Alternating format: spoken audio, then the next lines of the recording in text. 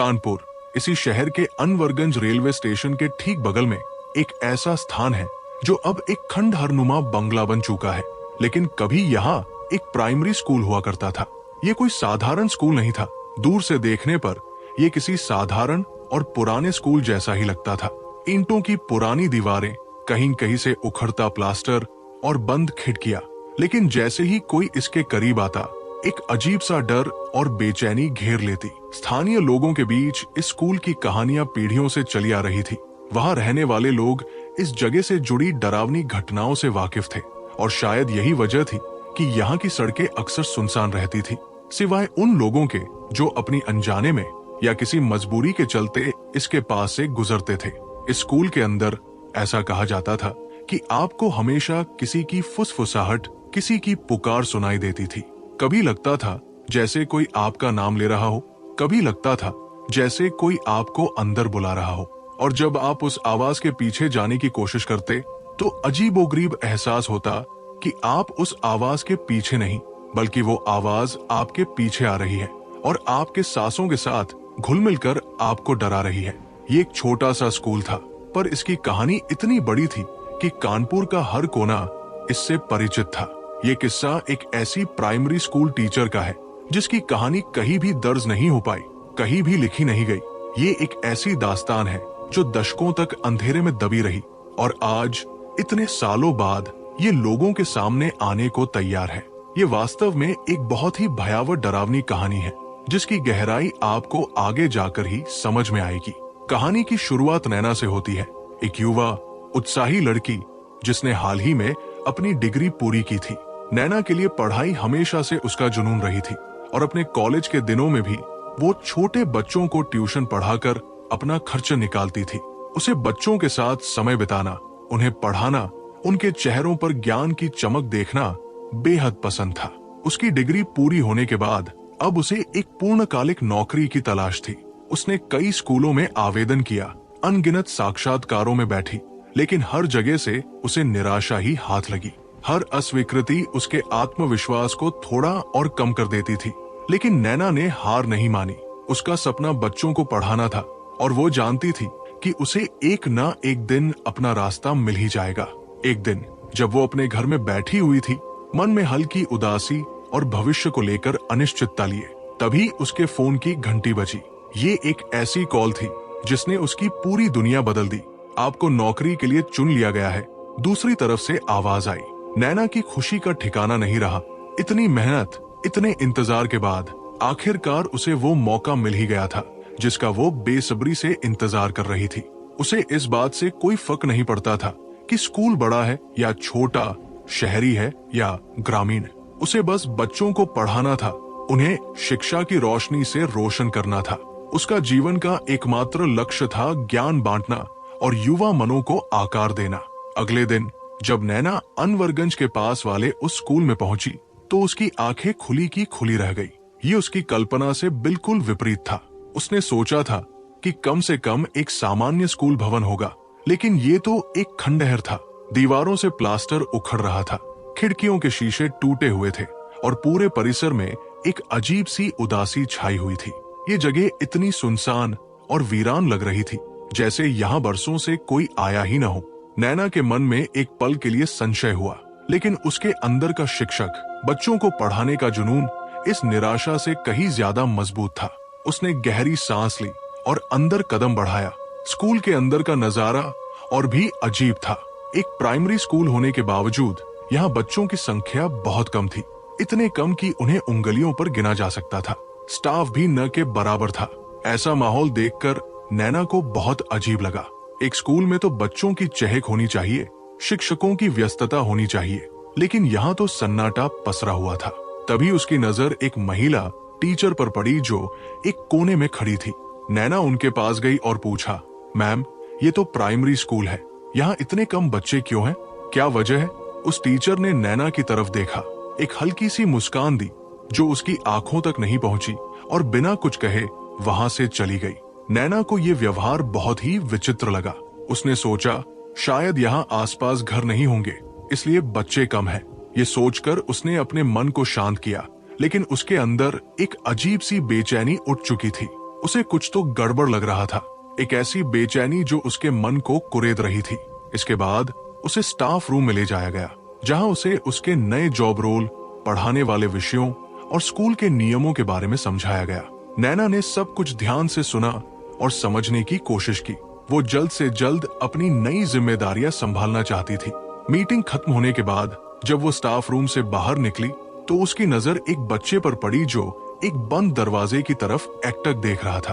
वो बच्चा बिल्कुल शांत खड़ा था, जैसे किसी गहरी सोच में डूबा हुआ हो या किसी अदृश्य चीज को घूर रहा हो। नैना उसके पास गई और पूछा, बेटा तुम यहाँ क्या कर रहे हो?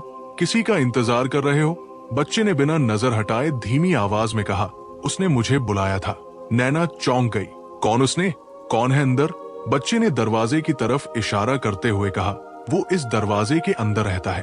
वो मुझे बुलाता है, कहता है कि ये दरवाजा खोलो। इतना कहकर वो बच्चा अचानक भाग गया, जैसे कोई अदृश्य शक्ति उसे खींच रही हो।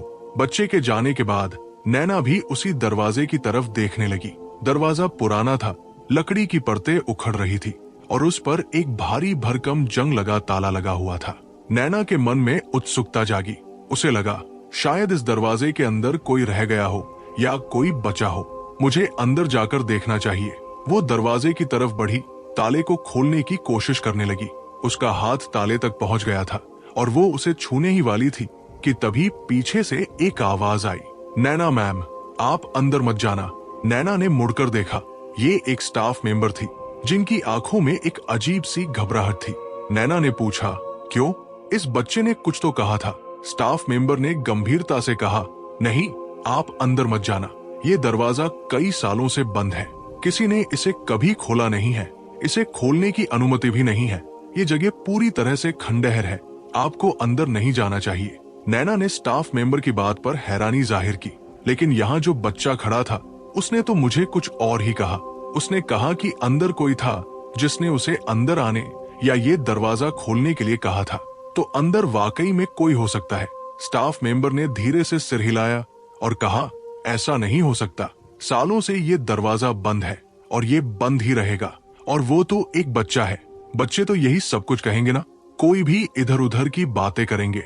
शायद उसने आपके साथ मजाक किया हो या उसे कोई गलतफहमी हुई हो सकता है। नैना ने भी थोड़ी देर सोचा। उसका पहला दिन था और शायद वो इन बातों को ज्यादा ही गंभीरता से ले रही थी। उसने सोचा, हो सकता है मैं बहुत ज्यादा सोच रही हूँ। ये सोचकर वो शांत हो गई और स्टाफ रूम में लौट गई। लेकिन उस दरवाजे का रहस्य, उस बच्चे की बात उसके मन में कहीं गहरे बैठ गई थी। दिन ढल रहा था और शाम होते होते मौसम ने एक अप्रत्याशित करवट ली। आसमान में गहरे स्याह बादल छा गए और तेज बारिश शुरू हो गई। बिजली कड़कने लगी और हवाएं तेजी से चलने लगी, जैसे कोई अदृश्य शक्ति इस पुरानी इमारत पर अपना क्रोध उड़ेल रही हो। स्कूल के बच्चे धीरे धीरे करके निकल रहे थे और स्टाफ के सदस्य भी एक एक करके घर जाने लगे थे। बारिश इतनी तेज थी कि रुकने का नाम ही नहीं ले रही थी। नैना के पास छाता नहीं था और न ही उसे कोई लेने आया था। वो अकेली ही स्कूल में फंस गई थी। बाहर तूफान और अंदर की अजीब सी खामोशी दोनों मिलकर उसके मन में एक अजीब सी बेचैनी पैदा कर रहे थे।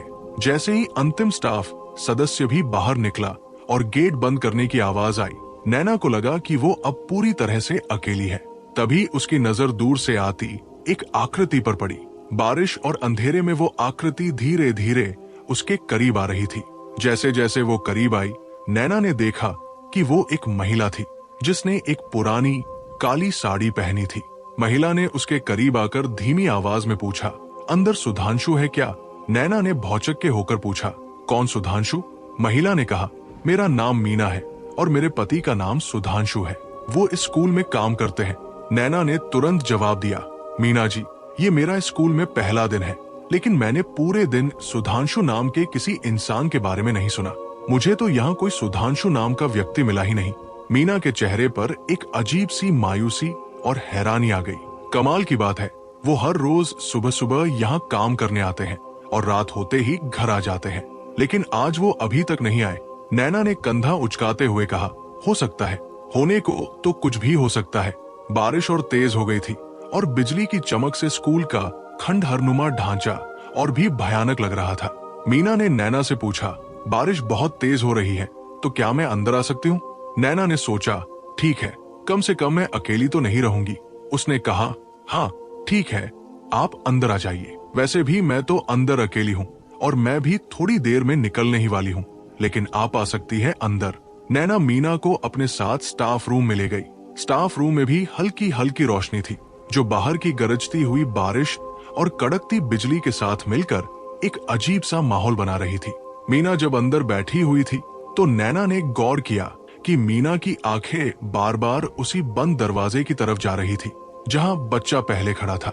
वो एकटक उस दरवाजे को देख रही थी, जैसे वहां कुछ अदृश्य चीज हो। मीना ने नैना से पूछा, आप उस बंद दरवाजे की तरफ क्यों देख रहे हो? क्या कोई आने वाला है? नैना ने कहा, नहीं, आज दिन भर से ना, हर किसी ने मुझे उस दरवाजे के पास जाने से सिर्फ रोका है, सिर्फ टोका है। तो मुझे ना बस अभी ऐसा मन कर रहा है कि अगर अभी आसपास कोई यहाँ पर है नहीं तो मुझे वो दरवाजा खोल के देख तो लेना चाहिए। नैना अपनी कुर्सी से उठी। उसके दिमाग में ये सब कुछ चल ही रहा था कि क्या उसे वह दरवाजा खोलना चाहिए या नहीं। वो ये सोचते सोचते उस दरवाजे के एकदम करीब पहुंच गई। वापस से उसने उस दरवाजे की तरफ देखा। उस पर बड़ा सा ताला लगा हुआ था, जैसे किसी बहुत बड़े राज को इस दुनिया से छुपाया जा रहा हो। वो उस दरवाजे को खोलने ही वाली थी कि तभी पीछे से मीना की आवाज आई। इस बार उसकी आवाज में एक अजीब सी गंभीरता और चेतावनी थी। अब ये वाला दरवाजा मत खोलना, नैना। नैना ने पलट कर देखा। क्यों ना खोलूं? हर कोई बस मुझे टोक ही रहा है, हर कोई मुझे बस रोक ही रहा है। दरवाजे में क्या है? कोई खजाना है क्या जो आप लोग मुझे नहीं दिखाना चाहते हो इसमें? मीना ने गहरी धीमी आवाज में कहा, इसको खजाना मत समझना, ये एक श्राप है। अंदर वो रहता है। नैना ने एकदम चिल्लाकर कहा, कौन वो? और उसी पल जैसे किसी अदृश्य हाथ ने स्विच बंद कर दिया हो, स्टाफ रूम के साथ साथ पूरे स्कूल की लाइटें चली गई। अंधेरे में नैना ने मीना को सांत्वना देने की कोशिश की। घबराओ मत, घबराओ मत, शायद बारिश की वजह से सारी लाइटें चली गई हों। लेकिन जब उसने अपने आसपास देखा तो मीना वहां थी ही नहीं। वो ठीक उसके बगल में खड़ी थी, लेकिन अब दिखाई नहीं दे रही थी। नैना को लगा कि शायद वो वहां से निकल गई हो, चली गई हो। उसने फिर भी मीना को आवाजें दी, मीना जी, मीना जी, कहाँ हो? लेकिन कोई जवाब नहीं आया, जैसे वो वहां कभी मौजूद ही नहीं थी। नैना के रोंगटे खड़े हो गए। उसे लगा कि वो पूरी तरह से अकेली है और इस बार की अकेलीपन की भावना पहले से कहीं ज्यादा भयानक थी। नैना ने अपने अंदर साहस जुटाया। चलो, अभी कोई नहीं है मुझे यहाँ रोकने टोकने वाला। मैं जा रही हूँ ये वाला दरवाजा खोलने के लिए। उसका मन डर से कांप रहा था, लेकिन उत्सुकता और एक अनजानी शक्ति उसे उस दरवाजे की ओर खींच रही थी। वो दरवाजे की ओर गई, कांपते हाथों से उस पर लगे भारी ताले को टटोला। ताला बहुत पुराना था, जंग से भरा हुआ, और उसे खोलने में बहुत जोर लगाना पड़ा। अंततः उसने उस ताले को खोला और दरवाजे को धक्का दिया। दरवाजा एक भयानक धीमी आवाज के साथ खुला, जैसे कोई सदियों से बंद कब्र का ढक्कन खुल रहा हो। अंदर का अंधेरा इतना घना था कि नैना को कुछ भी दिखाई नहीं दिया। जैसे ही दरवाजा खुला, ठीक उसी पल उसके पीठ के ऊपर, उसके कंधे पर किसी ने अपना हाथ रखा।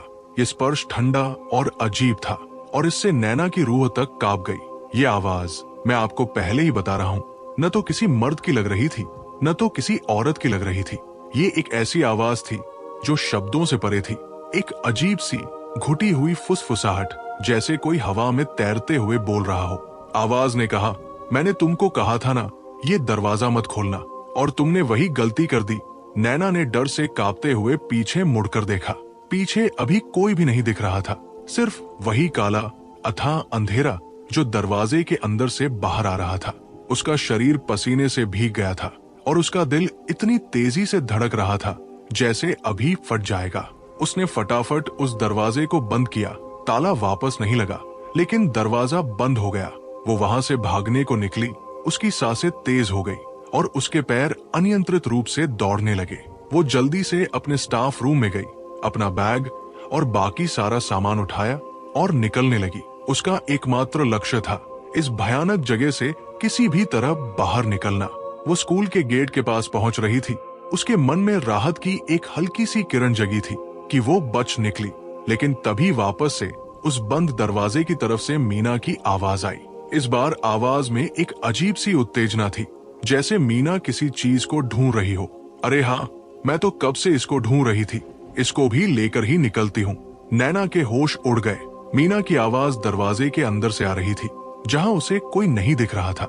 ये आवाज इतनी स्पष्ट थी, इतनी नजदीक थी, जैसे मीना ठीक दरवाजे के पीछे खड़ी हो। नैना के दिमाग में एक पल के लिए भी ये विचार नहीं आया कि ये कोई चाल हो सकती है।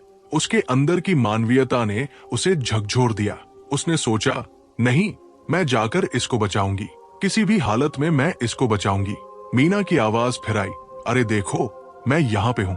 नैना ने अपने डर को एक तरफ रखकर अपनी जान की परवाह किए बिना भागते हुए उस दरवाजे की ओर गई। उसका दिल अभी भी धड़क रहा था, लेकिन इस बार डर के साथ साथ एक अजीब सी दृढ़ता भी थी। वो दरवाजे पर पहुंची और इस बार उसने दरवाजे को खोलने से पहले एक बार पीछे भी नजर डाली कि क्या पीछे कोई है।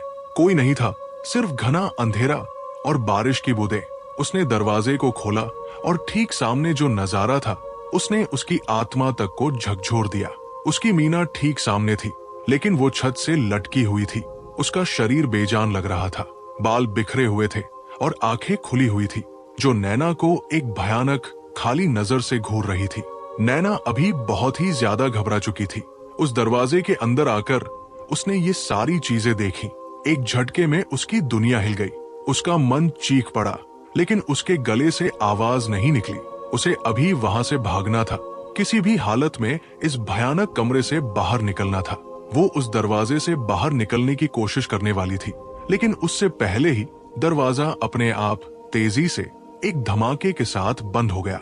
नैना अंदर फंस गई थी। अंधेरे और भय ने उसे पूरी तरह से घेर लिया था। उसने एक आखिरी बार मुड़कर देखा। उसे लगा था कि मीना अभी भी छत से लटकी हुई रहेगी, लेकिन अब मीना जमीन पर खड़ी थी। वो वैसी नहीं लग रही थी कि वो जिंदा हो। उसका रंग नीला पड़ गया था, आंखें धंसी हुई थी और उसके होंठों पर एक अजीब सी विकृत मुस्कान थी। ऐसा लग रहा था कि ये एक ऐसी मुर्दा, एक ऐसी लाश है जो कई सालों पहले मर चुकी है, लेकिन अब एक जिंदा लाश की तरह मीना उसके सामने खड़ी थी। मीना ने उसको वापस से कहा। उसकी आवाज अब और भी धीमी और भी भयानक हो गई थी। मैंने कहा था ना कि तुम्हें ये दरवाजा नहीं खोलना चाहिए। तुमने मेरी बात क्यों नहीं मानी? नैना ने कुछ नहीं कहा। वो बहुत ही ज्यादा घबराई हुई थी, एकदम चुप थी। उसका पूरा शरीर कांप रहा था, उसका दिमाग सुन्न हो गया था।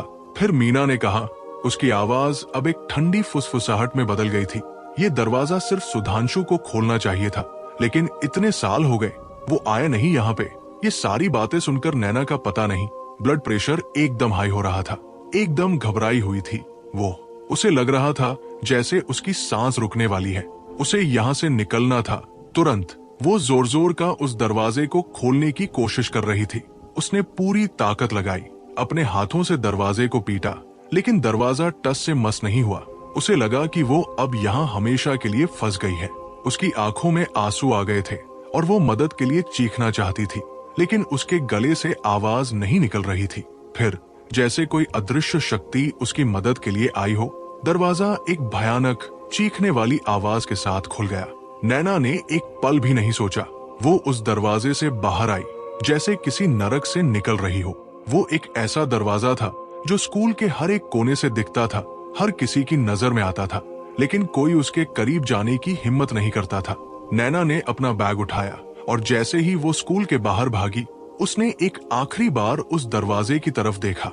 उसने देखा कि मीना उस दरवाजे के ठीक अंदर खड़े होकर चिल्ला रही थी, जोर से चीख रही थी। उसकी आवाज एक दर्दनाक चीख थी जो रात के सन्नाटे को चीर रही थी। और उसी चीखों के बीच में दरवाजा अपने आप बंद हो गया फिर से, जैसे उसने अपने अंदर के रहस्य को हमेशा के लिए छुपा लिया हो। नैना एक पल भी नहीं रुकी। वो जितनी तेजी से हो सका उस जगह से दूर भाग गई। ये सब हो जाने के बाद नैना अगले दिन उस स्कूल में वापस गई ही नहीं। उसे रात भर नींद नहीं आई थी और वो मीना के चेहरे और उसकी भयानक आवाज को बार बार अपने दिमाग में सुन रही थी। जब उसके माँ बाप ने उससे पूछा, तुम वापस से क्यों नहीं गई उस स्कूल में? तुम नौकरी पर नहीं जा रही हो? तब नैना ने वो सारी बातें बताई जो उसके साथ हुई थी, सारी घटनाएं जो उसने उस रात अनुभव की थी। उसकी आवाज कांप रही थी और उसकी आंखों में डर स्पष्ट दिखाई दे रहा था। जब उसके पिता को पता चला कि ये कौन से स्कूल में जाती है, तो उनके चेहरे का रंग उड़ गया। उनके चेहरे पर एक गहरी चिंता और भय आ गया। पिता ने कहा, बेटा, शुक्र मानो कि तुम यहाँ से जिंदा वापस लौटी हो। उस कमरे के बारे में हर किसी को पता है। वो कमरा सालों से बंद है। उनके पिता ने बताया कि वर्षों पहले एक स्टाफ सदस्य की पत्नी ने उसी कमरे में आत्महत्या कर ली थी। उसकी आत्मा तब से उसी कमरे की दीवारों के अंदर भटकती है। वो शांति नहीं पा सकी और उसी कमरे में हमेशा के लिए फंस गई। यही कारण है कि वहाँ ज्यादा बच्चे पढ़ने नहीं जाते और कोई टीचर भी पढ़ाने नहीं जाती। जो टीचर्स वहाँ पढ़ाते हैं वे सिर्फ अपनी मजबूरी की वजह से पढ़ाते हैं, क्योंकि उन्हें कहीं और नौकरी नहीं मिलती। ये एक ऐसा सच था जिसे स्कूल प्रबंधन ने हमेशा दबाने की कोशिश की ताकि उनका बिजनेस चलता रहे। लेकिन स्थानीय लोग और विशेष रूप से वे जो स्कूल के इतिहास से परिचित थे, वे इस भयानक सच्चाई से अच्छी तरह वाकिफ थे। पिता ने आगे बताया कि सालों से कई ऐसे बच्चे रहे हैं जिन्होंने उस क्लासरूम के अंदर एक औरत को टहलते हुए, भटकते हुए देखा है। कुछ ने उसे बेंचों पर बैठे हुए देखा है जैसे वो किसी पुरानी याद में खोई हो, और कुछ ने उसे छत से लटके हुए देखा है, ठीक वैसे ही जैसे नैना ने मीना को देखा था। ये सारी बातें सुनकर नैना के शरीर में एक सिहरन दौड़ गई। उसके पिता की बात ने उसकी भयानक रात को और भी पुख्ता कर दिया था। उसने जो कुछ देखा था वो कोई सपना नहीं था, बल्कि एक भयावह वास्तविकता थी। अपने पिता की ये सारी बातें सुनने के बाद नैना ने वो वाली नौकरी आखिरकार छोड़ दी। उसने सोचा कि किसी भी कीमत पर उसे अपनी जान बचाने के लिए इस जगह से दूर रहना होगा। ये घटना नैना के जीवन में एक ऐसा मोड़ लाई जिसने उसे हमेशा के लिए बदल दिया। वो अब रात में सो नहीं पाती थी और अक्सर उसे उसी चीखने वाली आवाज और मीना के भयानक चेहरे के सपने आते थे। उसने बच्चों को पढ़ाने का अपना सपना नहीं छोड़ा, लेकिन उसने ऐसी जगहों से दूर रहने का फैसला किया जहां इतिहास के काले साए मंडराते हों।